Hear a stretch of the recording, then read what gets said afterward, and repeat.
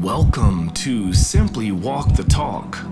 Our bodies and minds adapt to what we do most of the time. If you want to change your body and mind, you must change what it is you do most of the time. This podcast explores all things health, wellness, fitness, lifestyle, and biohacking. Stay tuned as we explore various thoughts, methods, and experiences from a multitude of conversations between our interesting guests and experts through many fields of work. Sit back, relax, and enjoy the show. Simply walk the talk.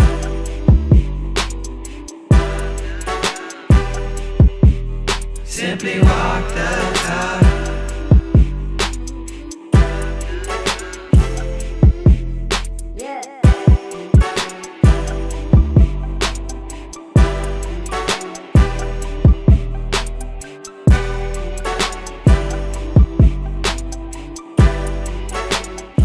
What's up, everybody? Welcome back to another wonderful show of Simply Walk the Talk.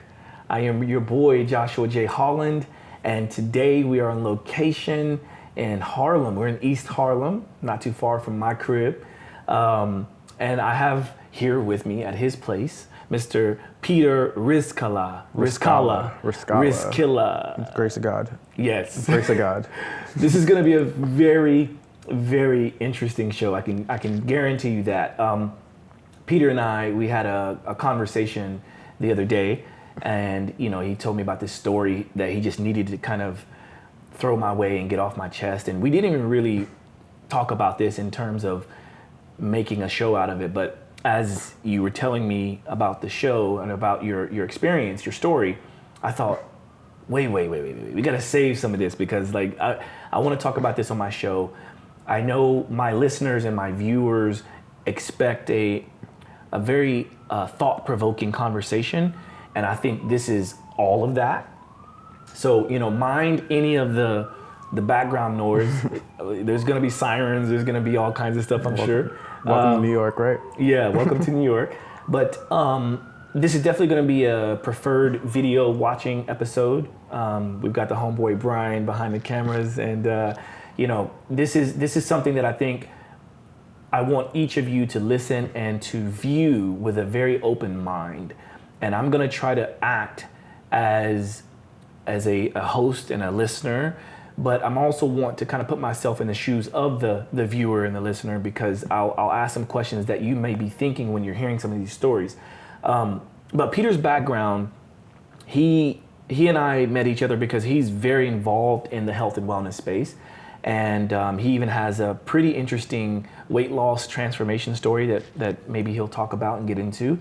And he's kind of one of the early adopters of all things like cryotherapy, and he can talk about all of that. But I want you to know that he has a really good background in health and wellness. So there's going to be a lot of things that he can talk about from an experiential point of view, but also from a very scientific and experience-based facts, So, but he's since moved on into various other industries, and I think we'll talk about all of that. So, Mr. Peter, welcome to the show. What's up? Thank you for having me, first and foremost. Of course. Brian, thank you for doing this as well. Really appreciate it.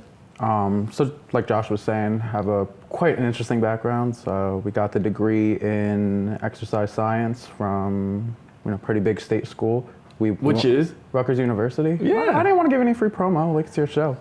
Hey, man. We get all the promo we need. You got the red socks on, too. Gotcha. So, yeah, got my degree from there. I had certain life experiences. I was overweight my whole life, like you said. I probably dealt with depression that I didn't recognize at some point. Started with the biohacking world, working at the cryo spot, first one in New York City. It was a great time.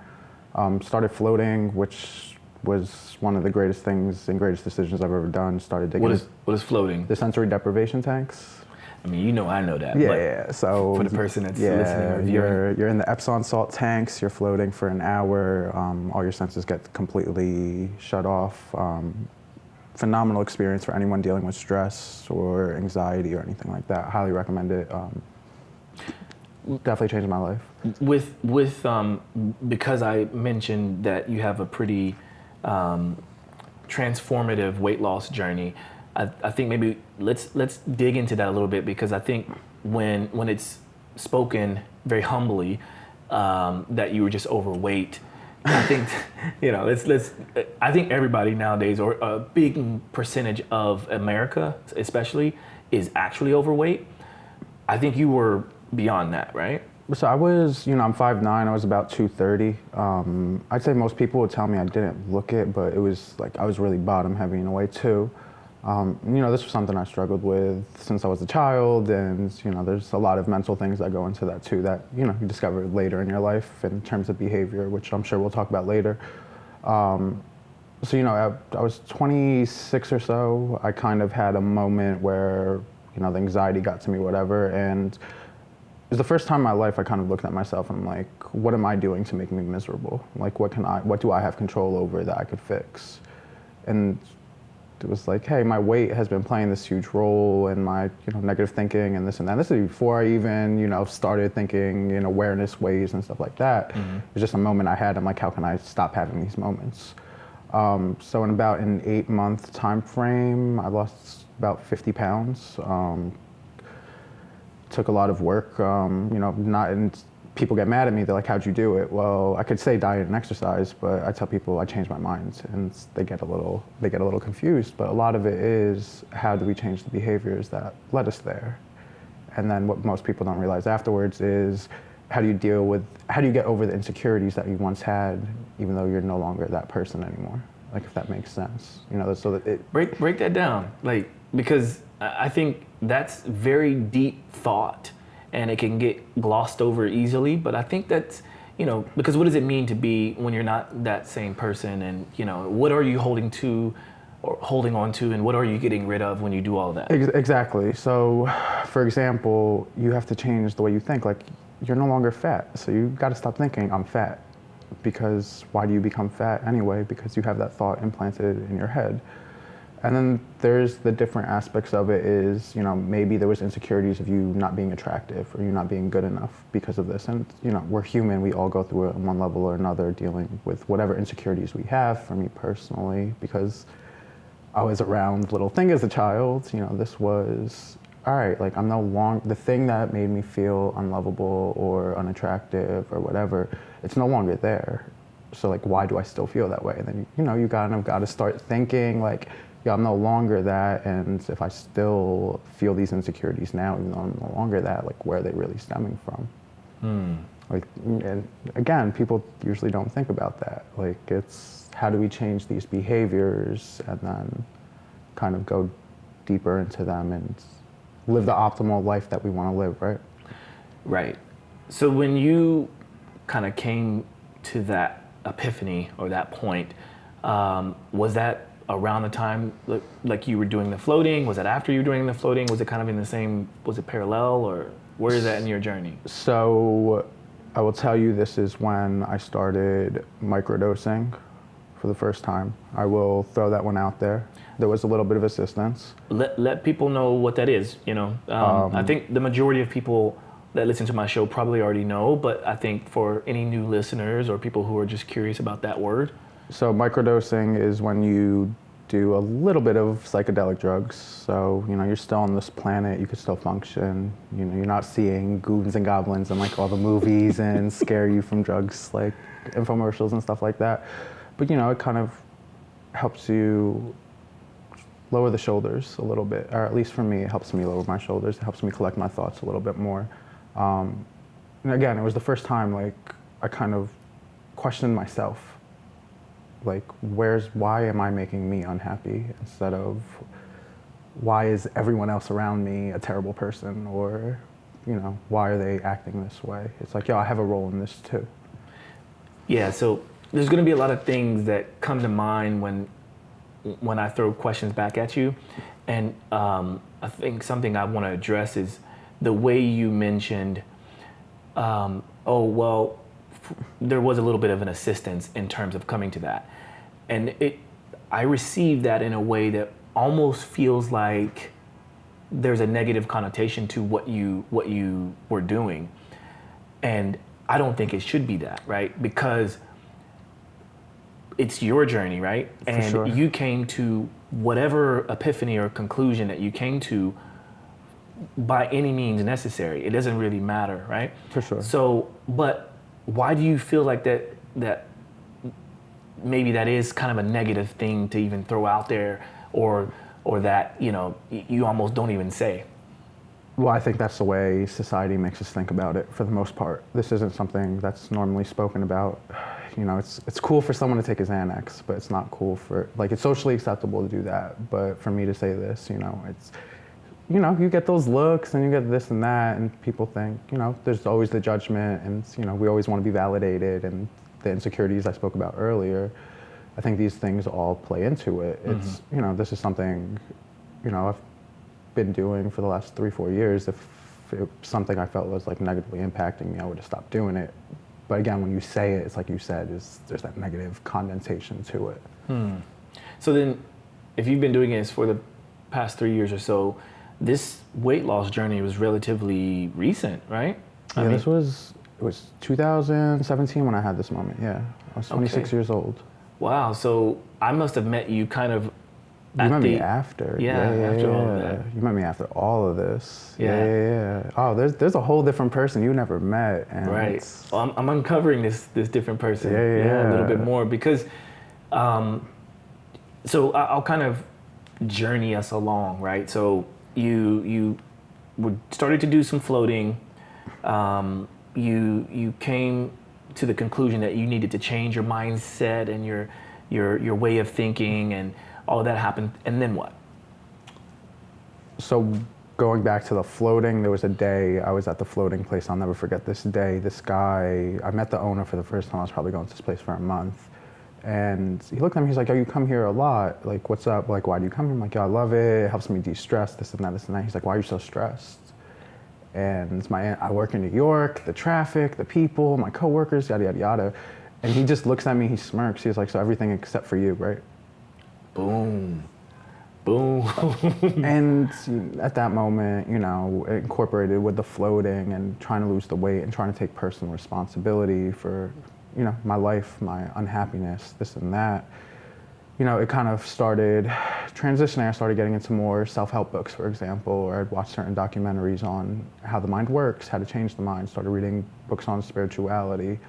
You know, for the story that I'm about to tell, I started, you know, kind of going back to my roots in, you know, we're going to say Christianity, but like I told you, I don't think I'm a Christian. I think I'm a spiritual person who's kind of focused on Christ. Again, there's these negative connotations, how people are going to receive certain kind of words.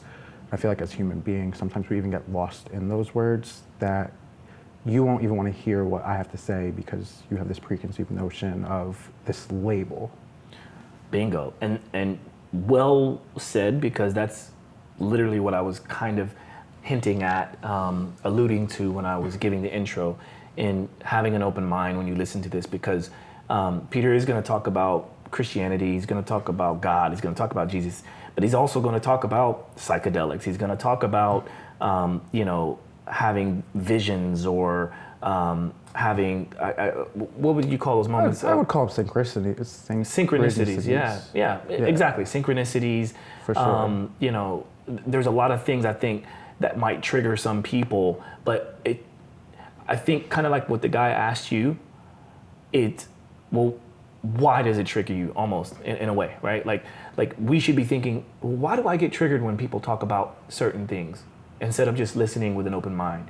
So that's what I think should set the stage for how we continue to carry on with the conversation. But well, to answer your question, because a lot of us dealt with people who left bad taste in our mouths who claim these things. I think a lot of us hold on to left bad taste in our mouths. Yeah, the church didn't leave a bad taste in your mouth, or left a lot of bad taste in people's mouth, or you see a skeevy person who claims to be a Christian, and now all of a sudden you're tying God to that rather than differentiating God, the Catholic Church, and all the evil they do. Like I know, we could go on and on. That's why right? I'm saying the bad taste in the mouth. But you know, again, if you got to differentiate God from man, and I think that's a big problem that people don't realize, because I've had a lot of people leave bad taste in my mouth. in the church, out of the church, just claim they're Christian, whatever. And we had this conversation on the phone. It's the labels of these words, and you know, we're all human Right. at the end of the day.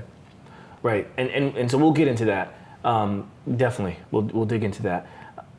To carry on from, you know, this learning that you needed to kind of fix you, because this guy asked you a very profound question that probably caused you to think, man, this dude is right. Like, I'm kind of pointing the finger at everybody else. It's my coworkers, it's my family, it's my friends, it's my whatever.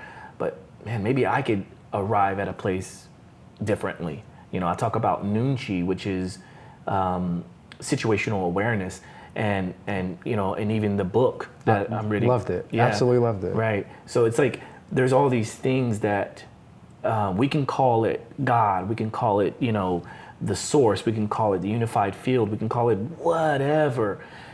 The point is that there's things happening way beyond our comprehension that if you are willing to accept and willing to feel into it, there could be some very, very magical things that happen in this world, no matter where it comes from.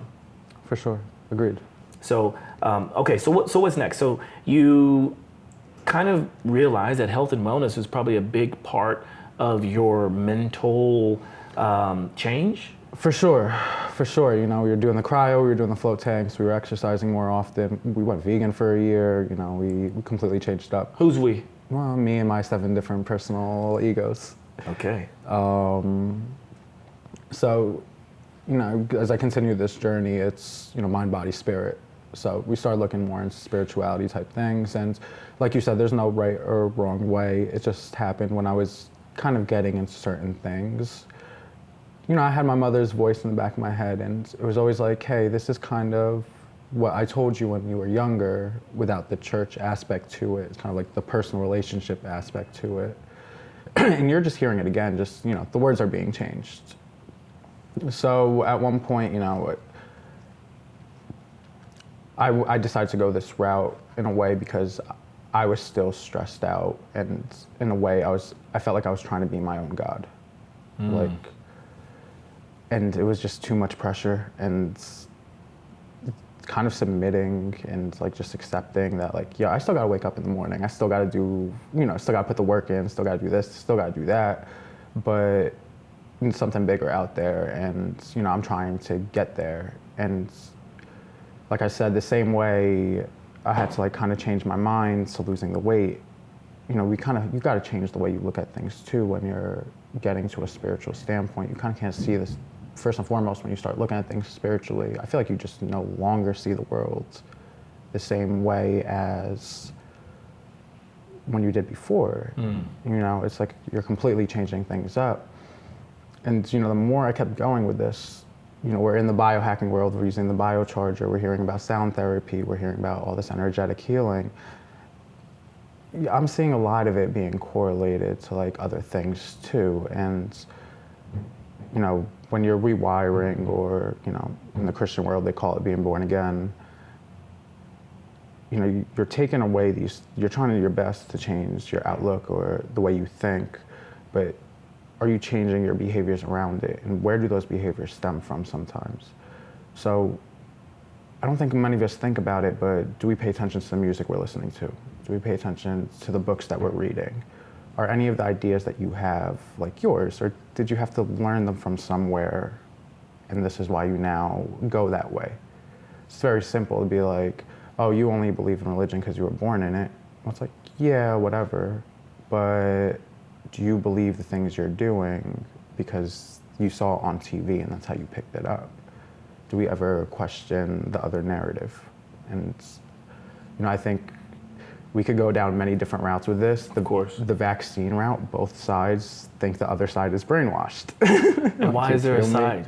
And why is there a side? Why is there a side? Like, yo, I'm already labeled as this. I was labeled as obese my life when I was younger. I'm labeled as an Egyptian. I'm labeled as an American. I'm labeled as Christian. Like all these labels, and then it gets in the way. It's like now you're throwing even more labels at us. Are you vaccinated or not vaccinated? It's just constant division, and the world could use more love, right? Absolutely. Yeah, so quickly before we go into the the story that you really felt compelled to For sure. to reach out to me about. When you mentioned that you were working with the biocharger and doing all these things, let's talk about that background and where you were, because that's how you and I connected. I feel like I interviewed Dr.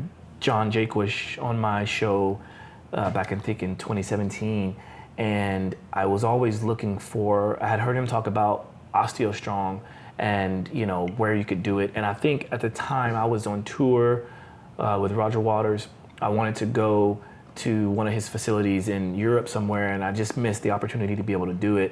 And so I think then I came back, and I forget exactly how we met. I think maybe it was with my boy Salim. Yeah, so Salim brought me by, and it was like,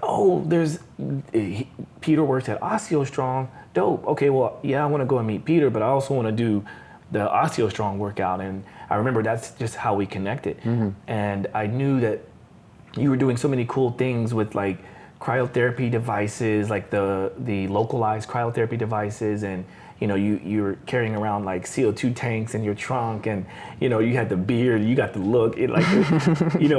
We had so many interactions. In fact, I even did some video content at OsteoStrong because you guys had the biocharger there, things like that. So I wanted to lay that groundwork so people know, so he was running a facility, a biohacking facility, which was right down the street from my facility. I was running these facilities at 26 years old, so when you talk about pressure and living up to things, that kind of added to it all too, like why, we had to find these alternative ways of calming ourselves down. Right. I'll even throw in one more little story about that time period, because you remember Tessa, right? I do. So for many of you who don't know, I have a book coming out, and we're nearly finished.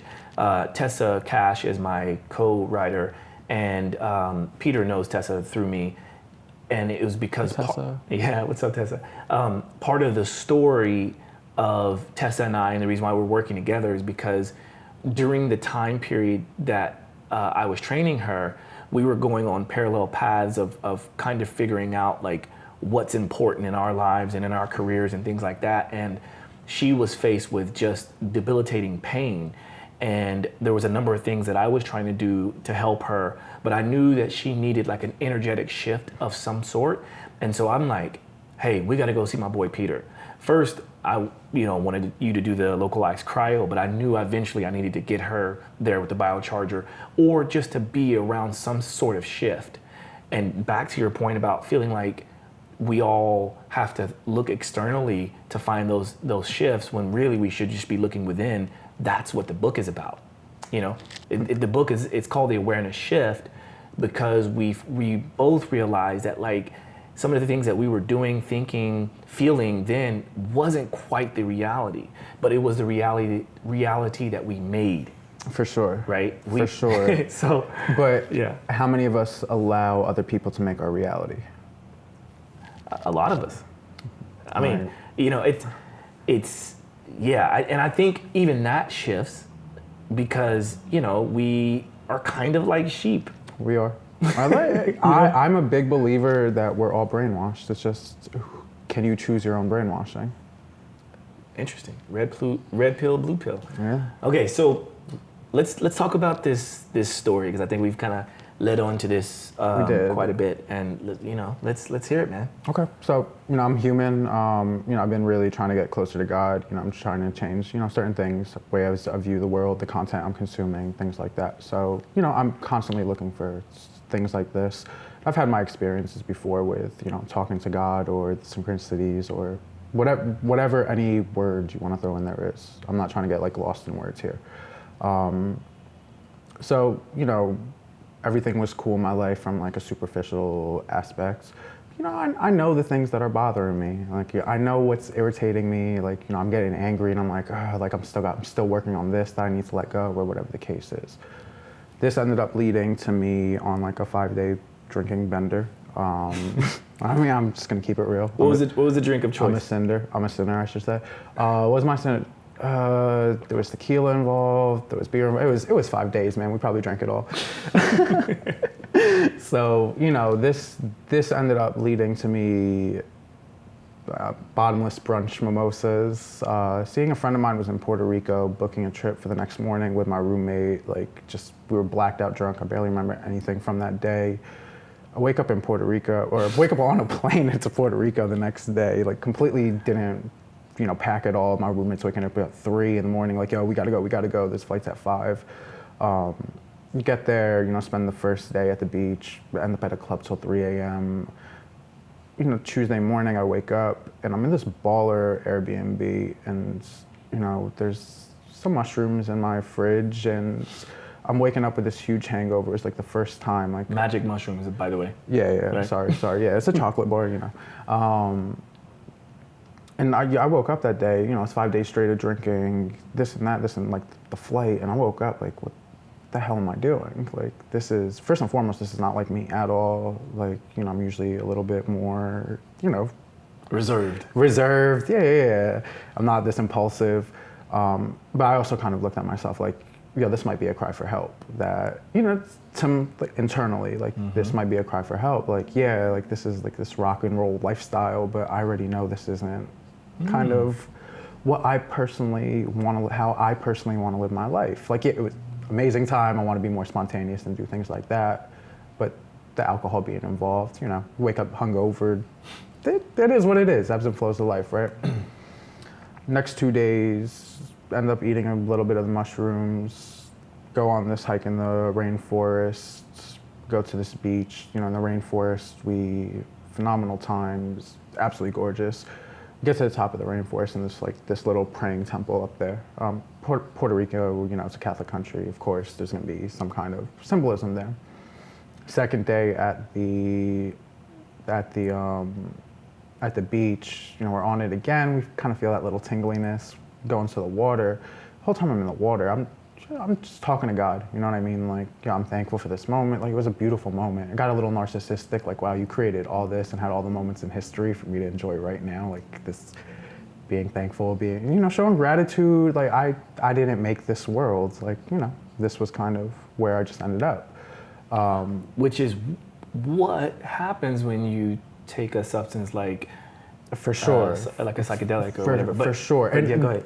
This is something I've been working on too. I'm we're trying to rewire. There's just certain things got to be hammered down a little bit better. So we've been through this. I told you on the phone.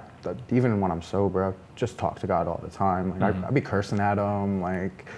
That's the relationship I have, or that I've built. So next 2 days.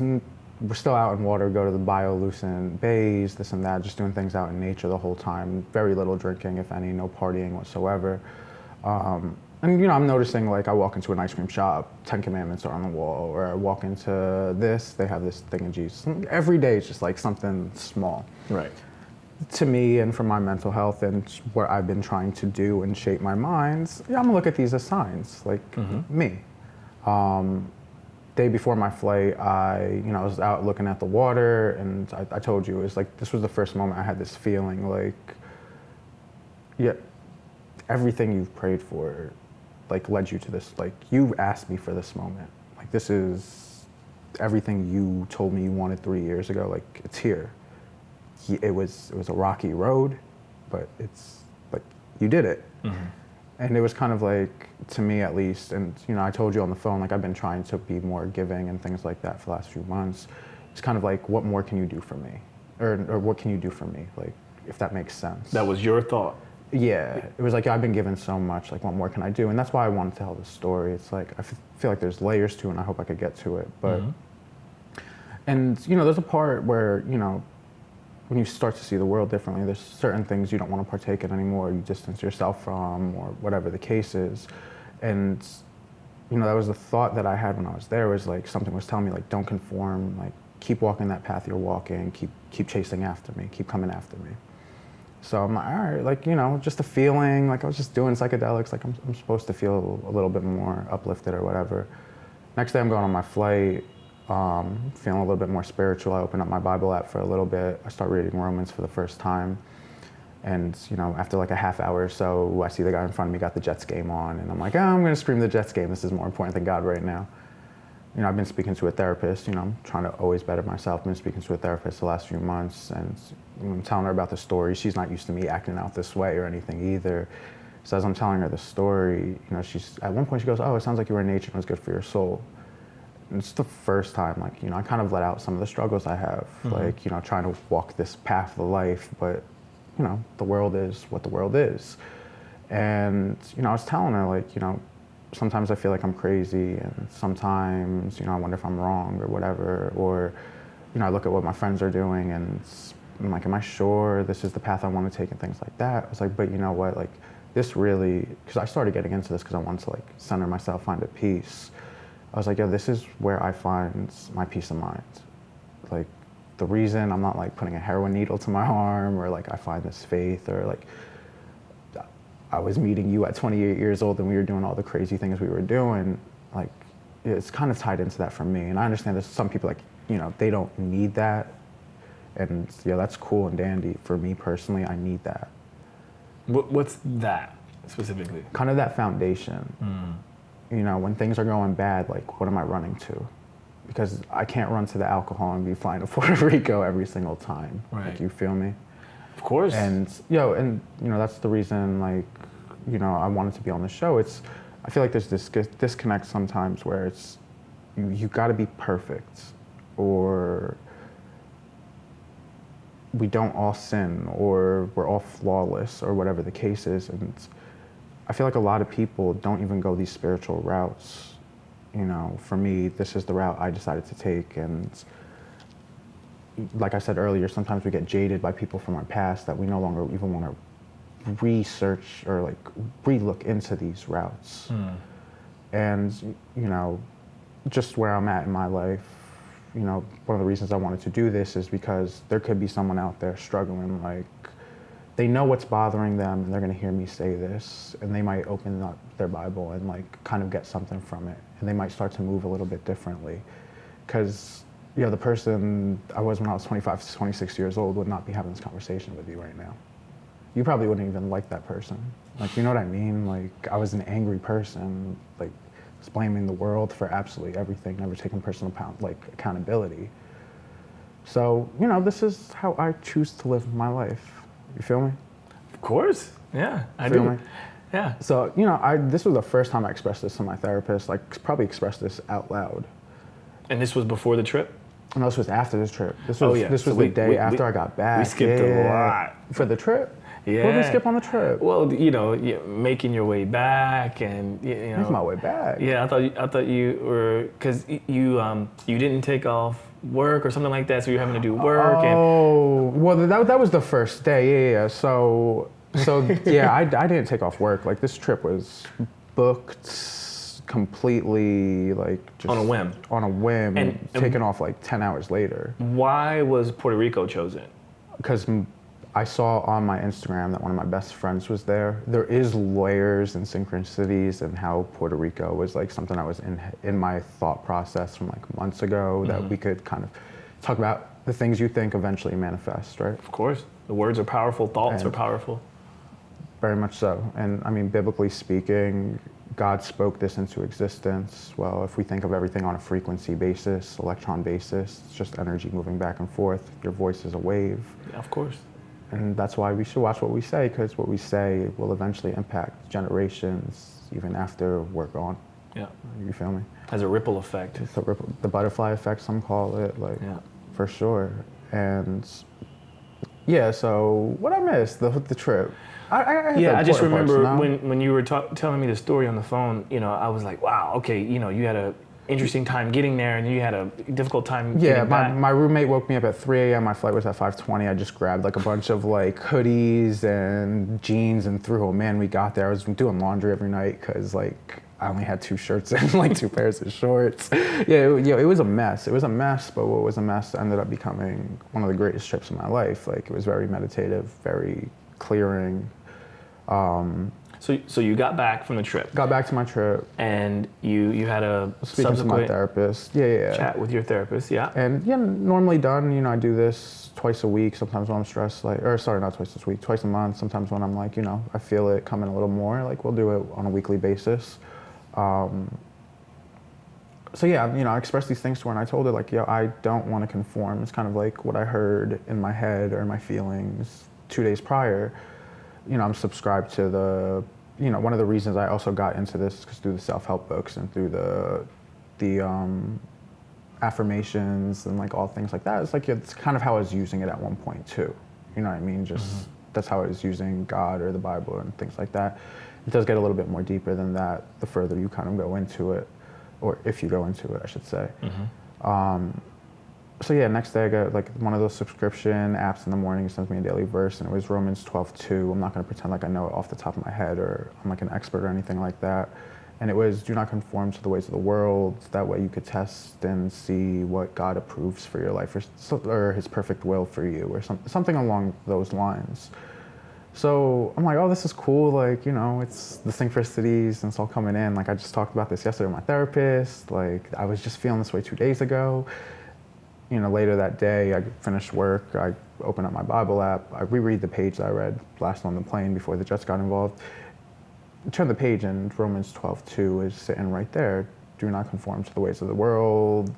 Keep doing what you got to do so you could test God's will for you. And like I said, the reason I wanted to come say this is because the way I've taken my spirituality or what I've taken from this, my life's not perfect. Like things happen. I just told you about my bender. I just told you about my sins. Like, you know what I mean? And God's never far. Really, like, it's like we draw this disconnect from him rather than always trying to like, hey, you're younger, you wouldn't want to do things in front of your mother because you didn't want to get in trouble, right? So I think sometimes we have this concept, it's like we've gotten so far that we can't approach, or we got to clean our lives up before we approach. And like we said earlier, Christians are supposed to be perfect, but then we realize they're not perfect and how they hurt us in the past and this and that and this and that. I don't think God cares about like language. The Bible says man's wisdom is like God's foolishness, and it's like I think we get lost in that. And there's something about being human that's being connected to what I call God, what some might call whatever they want to call. And the reason I'm just saying it like this is because, this is my conditioning, my programming, whatever you want to call it. But there's just something like deeper inside of you. And again, how many of us are always looking for that external thing? I need that big check so I can do this, and that. And then you get it and you blow it and you're like, wait, like I'm just as miserable with it. And like when I didn't have it, like I'm still just as miserable. Like, I think it's interesting that you bring up what you just brought up, because it talks about what you mentioned earlier with the labels. You didn't like labels from before, and I think this is why you're approaching everything that you're approaching with sort of the most non-label way, because like you said, at the end of the day, we are a bunch of cells and frequencies and energies, right? And so whatever allows a person to get to get them back on their journey, sure. Even saying that is, well, whatever that journey is, right? For sure. Because a lot of us are so lost, and we're unwilling to have these conversations, especially men, okay? Especially sure. men. Fortunately, I have a group of friends, you're in that group of friends.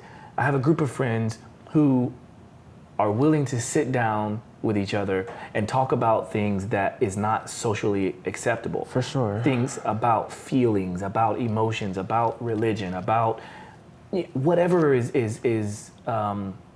eating at us. But to be able to talk about it in a safe place is, I think, the most important thing. And that's why you have a therapist. For sure. This is why you can also pick up the phone and call me, because to be quite honest with you, bro, I first and foremost saw on your social media. I think you had posted something about an incredible story and how, we all need to, find God because he's real. I think I was on a plane back from Budapest and I saw that, and, we ended up connecting a few days later or whatever. And you told me you had this story and I was like, oh, okay, good. He's going to tell me this story. I literally thought, like, because of how I received it, I thought like you almost died or... Well, kind of. I know. This is what I want to get to. I mean, it's for sure. But like, again, it's back to this conditioning of like, oh, Peter must have like seen a shark and it went by his leg, or I saw a few. I did see a few. But But you it's a different get what I'm story. saying? Yeah. It's like, in my brain at that moment, I'm just being honest right now. It's like, it almost seemed like it needed to be more. Oh my goodness, like that happened, for it to be a situation for us to sit down and just talk about life, bro. So I'd like to bring this up because, I always thought being blessed was money or this or that, you know what I mean? Like, how many of us have that? So on my birthday earlier this year, and again, I'm not perfect, like, at all. Like, I still have my pessimistic thoughts. I'm naturally a pessimist. Like, I had to learn how to be optimistic.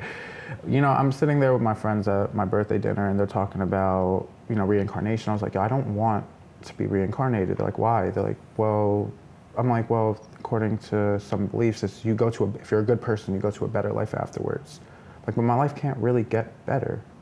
Like, that you know. I have a love. Well, yeah, that I know. But like, I have a loving support system. I have this. I have that. All the things that I feel like I need, they're just kind of wants. Different levels, different devils. If I had millions of dollars, I'm just gonna be stressing about how am I gonna make more or how am I gonna keep it. Instead, like, you know what I mean? And how many of us are fixated to getting to those $1 million just so we could stress ourselves out about getting to the billion, like, once we get there? And how many of us enjoy the journey instead? That's what I used to drive myself crazy over when I was angry and I was upset and I thought the world hated me or whatever the case was. Right. You know what I mean? It's like you kind of got to look at things, when you look at things from a different lens, your happiness is going to go up with it. There's the studies on how being grateful lifts your mood, how it changes the hormonal composition of it. I read a book, The Brain of Buddha, and how Buddhist philosophies change your chemical composition so you live a happier life. Mm-hmm. Like, you feel me? And this is why some people are like, wait a minute, you read the book of Buddha, but I thought you were talking about being Christian.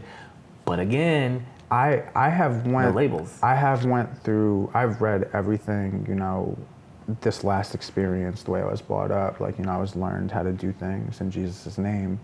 And, a part of me does feel, I'm very grateful for having my mother and implementing these things in me. Like, there's certain things that aren't for me. Like, whether I've been down that path and I'm kind of like, heebie-jeebies right there from that way of thinking or whatever the case is. I'm not saying that's right or wrong, good or bad, nothing like that. It's just like, these things aren't for me, and like, this is where I felt like I was at home, if that makes sense. Yeah, man, I think there's so many layers, because what I think about when you mentioned a lot of the chasing the money, chasing the things like that, I think even that has the level of, imagine a person that is aware, the person that is woke, the person that is grateful, and they still get all of that money. And then imagine what they can do with this newfound wealth. For sure. And I think a lot of people start off that way until you get the wealth. And then once you get the wealth, you get tempted. Like, of course, you feel me? But that's why you need to be fundamentally the way you are.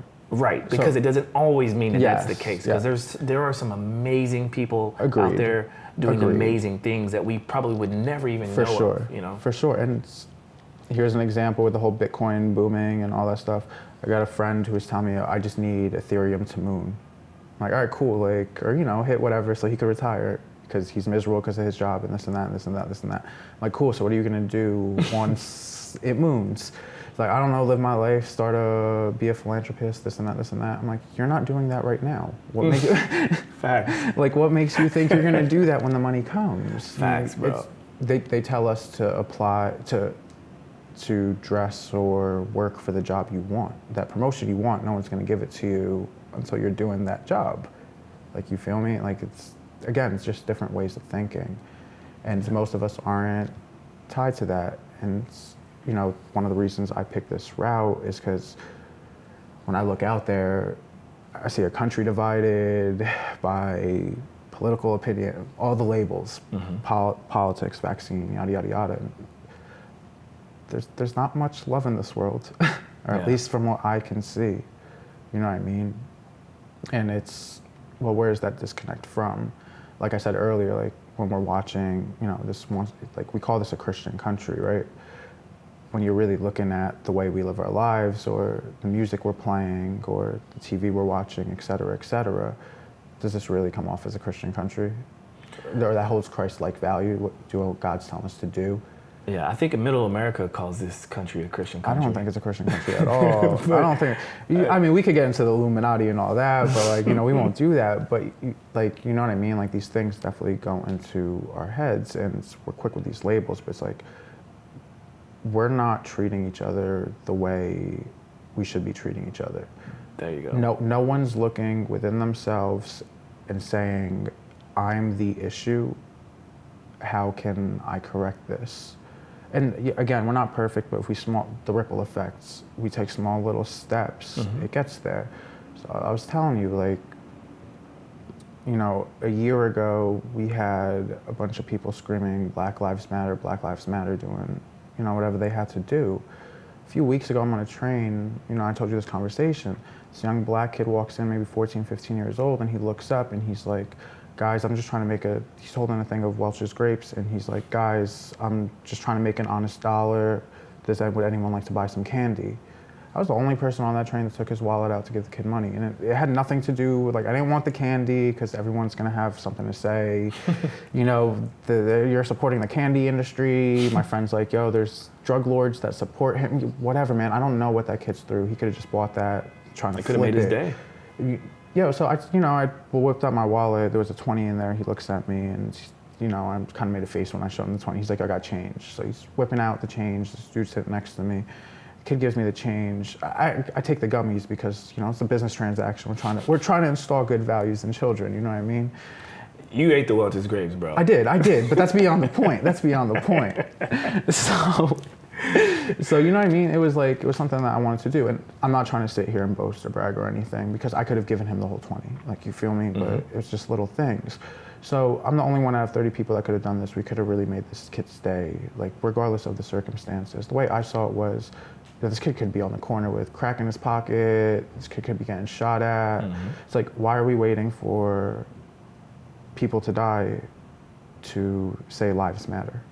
Regardless of the labels. It's like, why are we not taking personal responsibility for it? When I get into conversations with some of my friends, why don't you believe in God?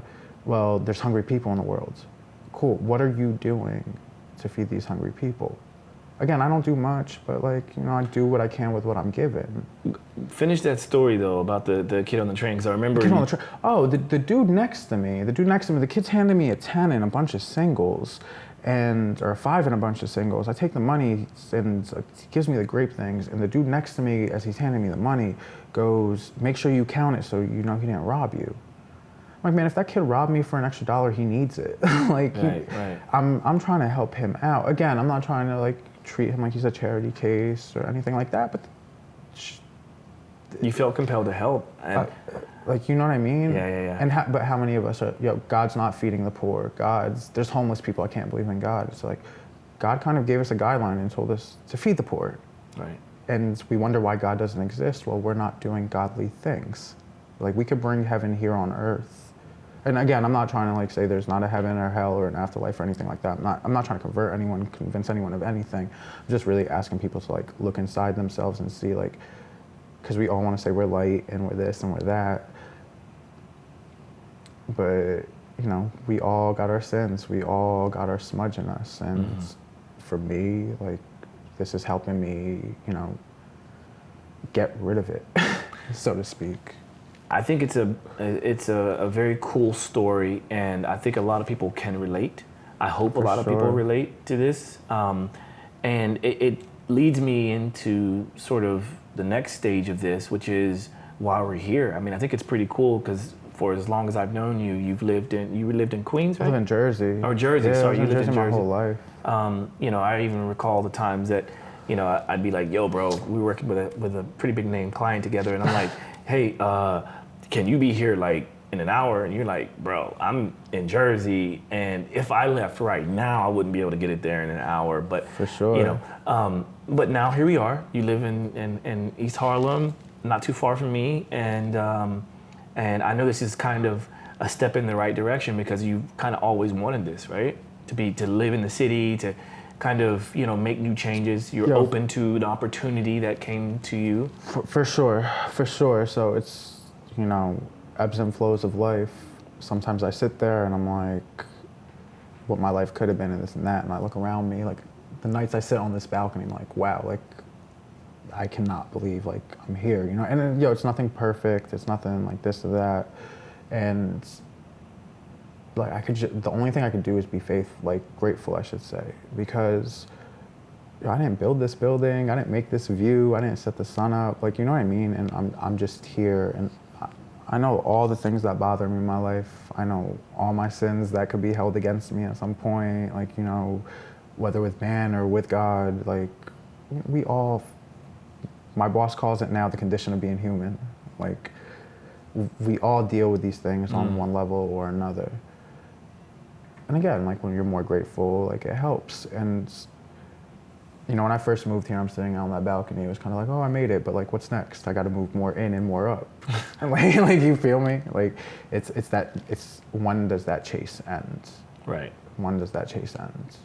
And again, you know, and there's nothing wrong with right, it. because I was going to say the devil's advocate in me is like, there's nothing wrong with it. There's nothing wrong with it. Wanting to level up, right? But being aware of what that even means. Are you leveling up or trying to level up because you just want to flash your existence in front of people's lives, or are you trying to level up so you can actually help others level up? And are we trying to all level up? For sure. And that's when we had this conversation, you know, over the phone, because, you know, my biggest thing I want people to take away from, like, again, you know, the Bible says those who have ears will hear. So whoever needs to hear this and take something from it will take something from it. Damn, I lost my train of thought. Where were we going with this? It happens, bro. you need some more psychedelics. I need more psychedelics in my life. So, okay. If you come back to that, like, if you remember what the point was. Yeah, go ahead. Yeah, so... No, wait, I lost it again. It's okay. All right.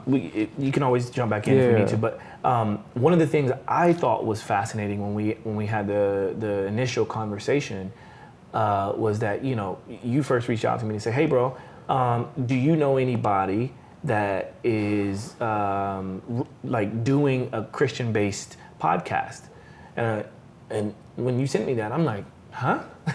I mean, I immediately went to labels. For sure. I'm like, okay, what podcast do I know that For sure. that has the label of I didn't know any? So then my response to you was, well, I know Ben Greenfield is you know, he puts it out there that he's a practicing Christian, and he talks a lot about Christianity on his show and things like that. So I was like, that's what I told you. I was like, oh, well, I know Ben Greenfield talks about it.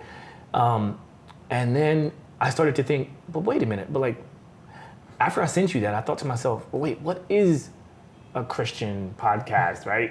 And what is not?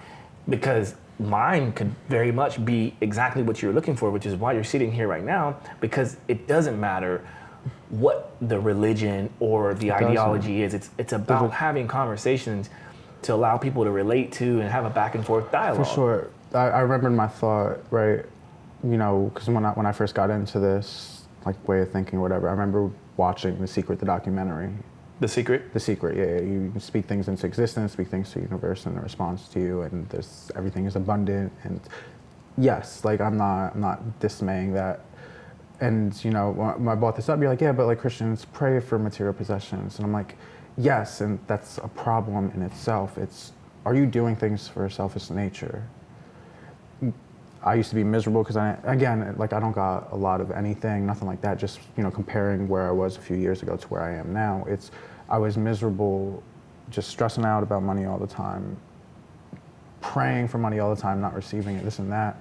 It wasn't when I was like yeah, I'm gonna ask for patience. I'm gonna ask for resiliency. You know what I mean? I'm gonna ask for strength, because we catch it. Like I caught myself in cycles. You know, work's not going well. What am I gonna do? Well, I'm gonna go on these job boards and update LinkedIn every 5 minutes, hoping I can find something out. Like, yeah, I caught myself in kind of that moment earlier this year with this job that I have now. You know, a lot of stress. I started last October, new industry for me and everything. Caught myself like, this sucks. I need to find a new job, and I'm like on LinkedIn uploading it, and I'm getting these anxiety attacks because I'm taking it that way. And it was like, yeah, I just need to breathe and let God do His thing behind the scenes. And yeah, I'm not complaining about work anymore. You know what I mean? 6 years later, I'm not. And I could have caused myself to be anxious and tell myself my life sucks and this and that, but in a way, this time I caught the cycle, like, because I knew I've behaved this way in the past, and I don't want to feel that way again. I was just telling my therapist the other day, it's like, I'm doing this because I don't want to be the reason for my own misery. And how many of us think that way? It's a full circle moment, bro. I mean, really, I think about the arc of the story, how you started it, which was, you know, similarly to this idea of like, you knew that you wanted to get rid of the weight because of how it was making you feel. Sure. The owner of the float shop, the float tank place, asked you that question, you know, why are you blaming on everything else and not you? And now you come back to this point. So my question to you is like, what is the main takeaway you want people to take from this? You know, because I like to think of it as like a call to action. And quite frankly, I don't think anyone listening to listening to this podcast is going to think, oh my gosh, it's such a crazy story and it's outlandish. I think it's perfectly normal what you're talking about, because now it's just the taboos that go into it, though. Right.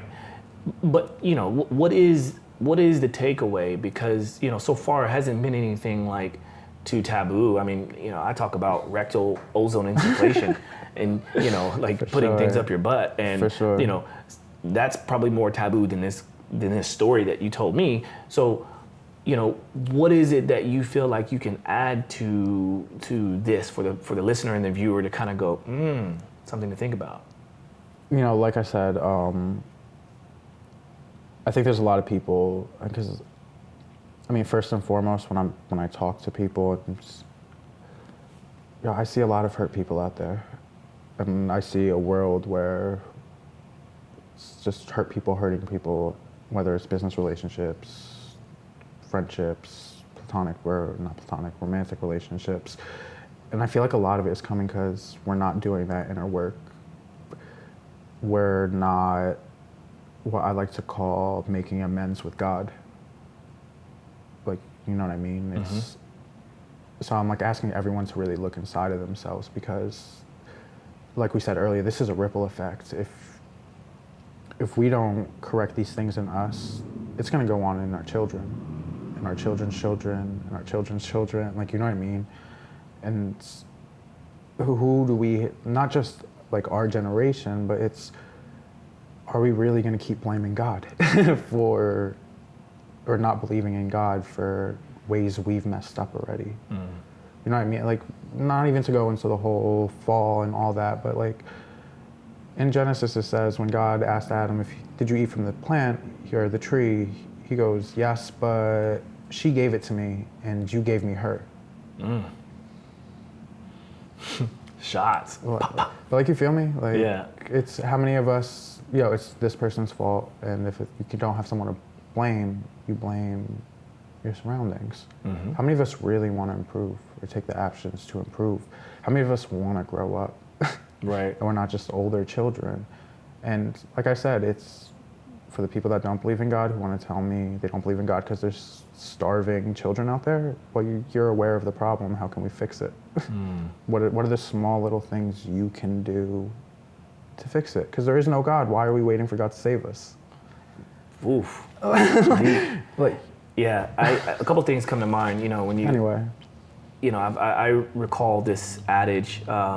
You know, when you point the finger at someone, you've got four coming back at you. Three or four coming back at you, sure. right? Depending on how you point. For sure. I think you at least have three pointing back at you, right? And Jesus I think, is pointing at me, calling me a hypocrite right now, so right. I hear him. But I think that's interesting, and part of the point I was getting to before you remembered your point that you had to make is when you reached out to me about the show and about the story, you also told me that you spoke to a few people in the Christian community and they sort of judged you, which is not a very Christian-like thing to do, I would say, in that it sounds like they wanted you to sort of edit your story For sure. and to keep out the drug aspects. The drug aspect, with it being this connotation of it being a bad thing, but God put these plants on this earth for a reason, right? Yeah, I agree 100%. And like I said, I'm not making any claims because I'm sure there's people who are like, you're opening demonic portals and things like that. Like, all right, like some of us need to go to hell to find God. Like, it is what it is. You know what I mean? Like, it just is what it is. Damn, I lost my train of thought again. Help me out. What were you saying? No, I was just talking about how, like, you know, some of these people didn't want to do the shows. The influencers, yeah. So the influencers, I mean, they weren't, or whatever they were, the pages, they weren't awfully judgmental. They, you know, they kept the conversation with me. They heard my background. I'm just sure that you don't hear these stories often. What's really interesting is I've found quite a few Instagram pages where people are actually having conversations like this and psychedelics and God, and I don't know. We'll topic for a different story. But, you know, this is why this is important to me, because this is something my mom used to say to me when I was younger. And I don't think people look at it this way. And if my mom wasn't planting seeds in my head, I wouldn't be having this conversation with you. And I truly think my life turned around because this was the direction I started to take. I am a sinner. We are all sinners. You know what I mean? Like, we're all on the same wavelength. We're all on the same views in God's eyes. And the Bible even says, like, small sins are just as bad as big sins in God's eyes. God doesn't play these mental gymnastic games that we play.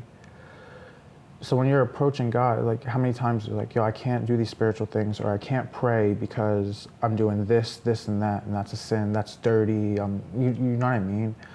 And the purpose of it is you're supposed to come at this point. Like, Jesus accepts us all. Like, whatever division other people want to create, Jesus accepts everyone according to Scripture, and you're supposed to come to him.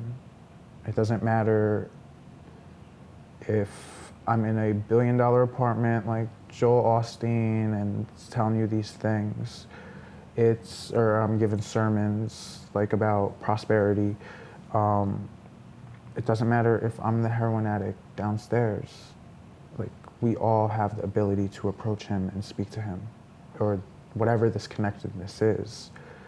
And people lose that. And again, like, I'm very thankful for the life I lived, but sometimes I look at it like, yeah, I could have been shot. I've had guns pulled out on me, you know what I mean? I've done some really dumb things in my life.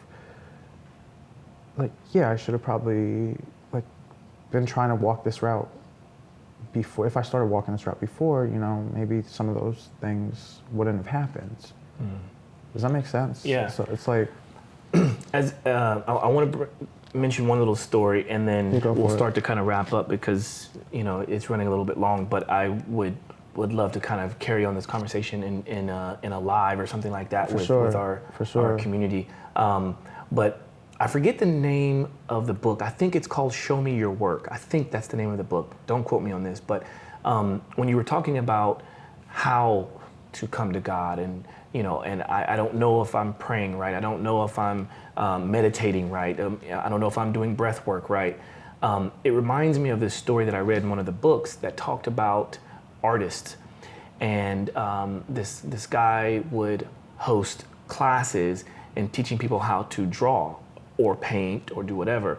And one of the experiments would be, you know, to draw someone's face or to do a self-portrait. And, you know, when you are doing a self-portrait, a lot of times it doesn't, no matter how good you are, I mean, I guess if you're a professional artist, you're gonna make it look really, really good. But when you're first starting out, a lot of times we draw things based on what we think they're supposed to look like, not what we're actually seeing. And I used to do art when I was really young, and I got away from it just from various things in life. But in that moment, it made me think, wow, what if I understood that when I was a young artist? And then how does that play into all parts of life? We're doing things because we think we're doing it the way it's supposed to be done, rather than seeing what's literally in front of us. So for the person listening to this, for the person watching this, just think about that. Like, think about drawing, what you think a basketball looks like, and then actually draw a basketball in front of you. Or, think, you can apply that to anything, but I think that's powerful, and that should be something that we can use to become a little bit more situationally aware and to look within. And then I'll give one more example, and then we'll kind of start to kind of close this up. Another example is if you're having trouble meditating or praying or doing whatever, sitting in stillness, instead of thinking about what you should be clearing out or should be thinking about or focusing on, just listen to your heartbeat. Listen to your heartbeat, because that is one of the, it's called interoception. Interoception. It's a way to really hone in and be self-aware. Because I promise you, if you're listening to your heartbeat, you're not thinking about anything else. For sure. Period. For sure. So. For sure. Okay. I told you we were floating in the water Yeah. in Puerto Rico, and when we were just focusing on our heartbeat, having a conversation with God, we were stood afloat. The second we heard our friends in the side and we turned our head, what would happen? We would flip upside down. See, that's part of the story I was talking about. You didn't talk about, but that's it's the part I okay. skipped. My bad. It's okay. My bad. It's we can draw upon this for deeper sure. conversations in the past, or in the future. But For sure. we're going to start to wrap up now. When I have guests on the show, I always like to ask two questions, because it's a way to kind of understand people a little bit better. For sure. We've talked about your background. We talked about some interesting stories. We talked about your journey. But two questions I like to ask. I'll start with the first one. This could be fun and interesting, from Peter Rizkalla. What is something you would consider, what are your top 2 pet peeves? People. Can I use that one? You can use whatever you want, bro. It's No, your pet peeves. People. Just people in general. Yeah, Your just pet people in peeve. general. Wow. Yeah, people in general. But where do most of our problems come from? Interactions with others, right? You could look at it. It's your pet peeves, not mine, bro. And we'll give another people one.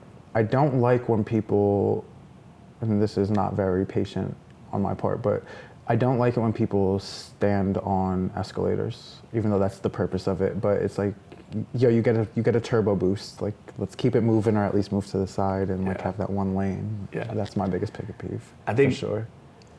Things involving like traffic, people moving, escalators, stairs, road, like that's the most common pet peeve we get on the show. So that's interesting. Especially New Yorker too, man. Of course, New Yorker, we gotta go. Okay, cool. And so the last question is something that I know you're well prepared for, and something you're probably practicing a lot every day in your life anyway. What is something that comes to mind that you're most grateful for? And it can be about anything. It doesn't have to be about what we talked about today. It doesn't have to be about anything specific. Just what is something you're most grateful for? So it's funny, because it's going to be the same exact answer that I gave for my biggest pet peeve. The thing that I'm most grateful for is the people around me. For sure. If I got to go deeper with that,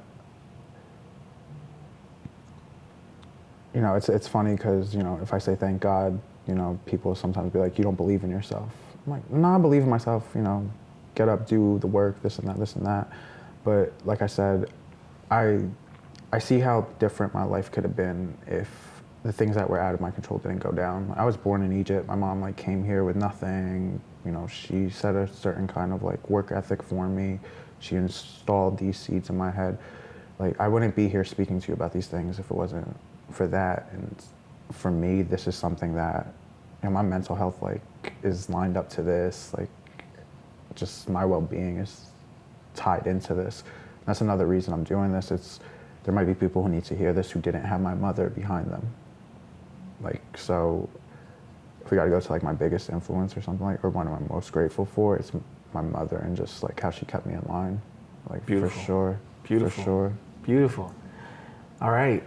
Well, this is great, man. How can people find out more about what you're up to? Follow you. You can follow me on ASAP CU on Instagram. You see pictures of my dog. I occasionally post gospel songs to like uplift the mood and Bible verses and try to tie them in. And what does that mean, by the way? What ASAP CU. I never asked you that. My dog's name is Rocky. For some reason, and when I first started the page, my dog's name is Rocky. My mom, for some reason, was calling him Cuckoo. So ASAP Rocky was the hottest rapper coming out because I'm programmed to think in a hip hop kind of way. ASAP Cuckoo or ASAP Rocky was, I think he just dropped that song with Drake and Kendrick that was popping at the time. So we went with ASAP Cuckoo as a play on ASAP Rocky. Okay, ASAP Cuckoo. Showing love for the dog. Yeah. So see pictures of my cute dog. I don't got any products. I got nothing to push. It's just, I told Josh this was something I felt was kind of stuck and it needed to be expressed. So yeah, thank you for your time. I really appreciate it. That's great. Well, can I say one thing? Of course. Also, I generally tie this, and there's a lot of things. I was telling you earlier, the Bible multiple times says, cast your anxieties onto the Lord. We live in a world full of people who are anxious people. The Bible tells us to confess our sins to each other, not to a priest. Some of us need to speak to a therapist. It's fine. Like, these are all things that the guidelines are telling us to do. Please start taking your mental health more seriously. Please start taking your spiritual health more seriously. Like I said, I got no products. Praying and downloading the Bible app costs you absolutely nothing, and I promise you they will change your life. Like, promise you. And for those that are triggered by that, simply find someone in your circle that you can talk to, especially throughout COVID and all the things that we've been forced to isolate. We've been forced to wear masks. We've been forced to cover our mouths and things like that. And you can go very deep down that rabbit hole. For sure. But at the end of the day, find people who, and I don't even mean people who are like-minded. I certainly find like-minded people, but find people that are willing to have constructive criticism and conversations and play devil's advocate with you, and people who are willing to kind of push the limits and push you. For sure. So, I'm trying to think of the word, people that you could like relate to. I got people I relate to in like a spiritual sense that don't believe in Jesus, or they don't believe him that he's God or reincarnated or whatever. But I still very value their opinion when I'm looking for like something spiritually based. Like, I will still reach out to speak to them. Like, again, a lot of times people are saying the same exact thing. It's just we get lost in these words, and we get lost in prejudgments that we made in our past and programming and conditioning, and it's the world we live in. It's being human. Yeah. All right. Well, I like to finish on a positive note. So thanks for being here. Thank you for having me in your nice apartment. Thank you. Jesus thanks you too, by the way. Thank you. He just told you that? Yeah. Okay, for cool. sure. That's your homeboy, right? Yeah. This has been like 4 or 5 years. Like, these synchronicities, stuff like that. Like, it takes time to get here. Like, just like anything else. Remember when we met at Edwards, by the way? Yes. The dude who moved this with his mind, and he was telling us we could all do this. It's just, it gets taken away from us at a young age. Yeah. I really believe that. I think we're all connected to God one way or another, and if you aren't cultivating that skill at a young age, it's going to be a little bit harder for you now. Yeah. All right, we're really wrapping up. Thank you. Thank you, Peter. Peter Rizkalla. Thank you for inviting me to your home. Thank you. Brian, thank you for holding it down, being so quiet and cool behind the cameras.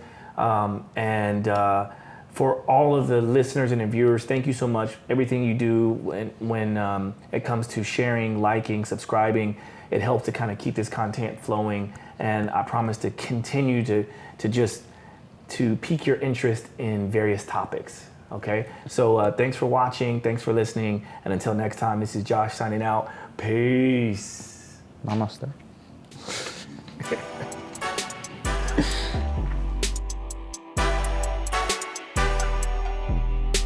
Simply walk the talk.